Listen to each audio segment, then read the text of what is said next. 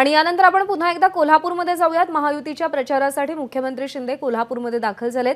धैर्यशील माने आणि संजय मंडलिक यांच्या प्रचारासाठी मुख्यमंत्री एकनाथ शिंदे कोल्हापूरमध्ये पोहोचलेले आहेत आणि एका भव्य रॅलीचं आयोजन करण्यात आलेलं आहे।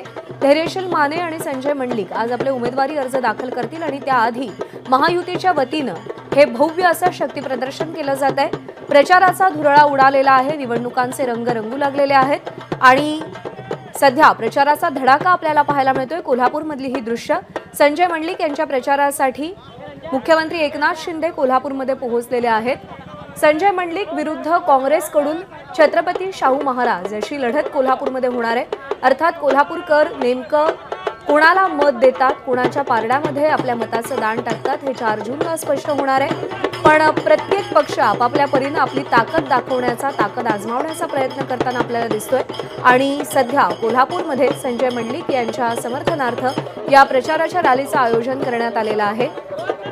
2019 मध्ये धनंजय महाडिक यांचा पराभव करत 2 लाखांची लीड घेऊन संजय मंडलिक इकडे विजयी झालेले होते आणि आता पुन्हा एकदा त्यांना निवडणुकीच्या रिंगणामध्ये उतरवलं गेलंय। खासदारकीचं तिकीट मिळालंय शिवसेना शिंदे गटाकडून आणि यावेळी संजय मंडलिक यांना कोल्हापूरची जनता आपली पसंती दर्शवणार का, हा महत्त्वाचा प्रश्न आहे।